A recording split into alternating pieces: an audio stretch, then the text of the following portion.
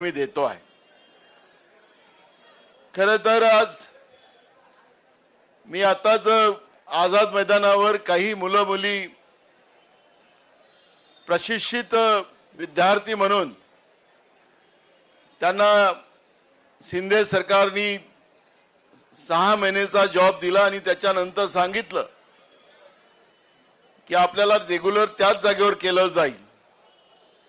पण जसं हे जुलमी सरकार सत्तेत आलं, बेईमानीनं आलं, या सरकारनं त्या मुला मुलींचं आयुष्य बर्बाद केलं। त्यांना आता नोकरी देणार नाही, त्यांना पुन्हा 5 महिने आम्ही वाढवून देऊ आणि त्याच्यानंतर यांना तिथून काढून टाकू, अशा पद्धतीची व्यवस्था केली। महाराष्ट्रामध्ये जवळपास 2 लाखाच्या वर आज शासकीय जागा खाली पडलेल्या आहेत। आरोग्य, शिक्षण व्यवस्था असेल, विविध ज्या शासकीय नोकऱ्या आहेत त्या संपूर्ण पद खाली त्या ठिकाणी आहेत।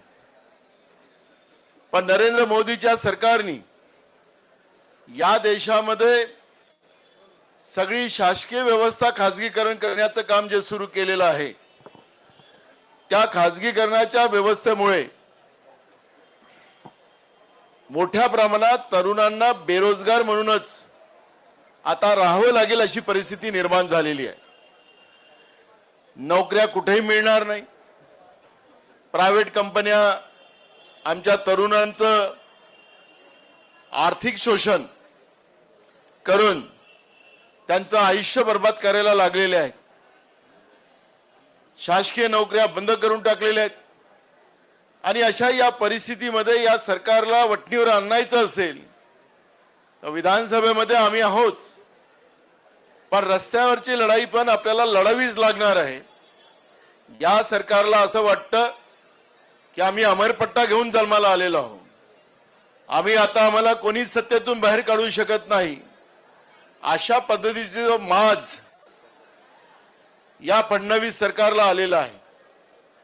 हे निवडून आलेले नाहीत, लोकांच्या मताने निवडून आलेले नाहीत, बेईमानीने निवडून आलेले आहेत। आपले नेते राहुल गांधीजींनी जो मुद्दा आपण महाराष्ट्रात उपस्थित केलेला होता की जे काही मतदान वाढलेलं आहे आपल्या महाराष्ट्रामध्ये, ज्या महाराष्ट्रामध्ये आपलं प्रौढ लोकांची संख्या 18 ते जे मग 105 असतील, 110 असतील अशी जी संख्या आहे, त्या संख्येच्या पेक्षा 46 लाख मतं या महाराष्ट्रामध्ये वाढली गेली। लोकसभेमध्ये जी मतं होती, जी गेले 5 वर्ष मागची लोकसभा झाली, त्या लोकसभेची आणि आत्ताच्या लोकसभेमधली जी संख्या झाली ती 50 लाख मतं वाढली होती। म्हणजे प्रत्येक वर्षाला 10 लाख मतं वाढली। पण विधानसभा आणि लोकसभेच्या या 3-4 महिन्याच्या कालावधीत या महाराष्ट्रामध्ये 46 लाख मतं वाढवली गेली आणि 6 वाजताच्या नंतर जे मतदान झालं त्या मतदानाचं कुठलाही डाटा आम्ही दाखवणार नाही। 76 लाख मतं संध्याकाळी 6 ते रात्री 12 वाजेपर्यंत झालं असं ते सांगतात। दुसऱ्या दिवशी 3 वाजता त्यांनी हे सगळे आकडे जाहीर केले। म्हणजे आपल्याला सांगायचं तात्पर्य असं आहे की जे काही महाराष्ट्रामध्ये सत्ता आज आली ही जनतेशी धोकाधडी करून आलेलं सरकार आहे। निवडणूक आयोगाने लोकशाहीचा खून केला, अशा पद्धतीची भूमिका त्या ठिकाणी आहे। आणि आपले म्हणून नेते राहुल गांधी जिनी लोकसभेमध्ये हे भूमिका मांडत असताना याच्यावरची चर्चा झाली पाहिजे, तर फडणवीस मोदी सरकार हे त्या चर्चेतून पळ काढताना आपण पाहतोय। सांगायचं तात्पर्य असं की हे बेईमानीनं आज सत्तेमध्ये बसलेले आहेत आणि अशीच बेईमानी करून पुढच्या काळातही आम्ही निवडून येऊ हे असं यांना वाटतंय। पण पुढच्या काळात त्यांना हे सोपं नाही। जे पाप आज या लोकांनी केलेलं आहे हे पाप करायची संधी आता यांना देणार नाही। यांना योग्य वेळेवर योग्य यांचं वस्त्रहरण करून हे लोकशाहीचा गळा घोटणारी जी व्यवस्था आज सत्तेमध्ये बसलेली आहे, या लोकशाहीच्या गळा घोटणाऱ्या व्यवस्थेचं वस्त्रहरण करण्याची भूमिका आपले नेते राहुल गांधीजींनी घेतलेली आहे.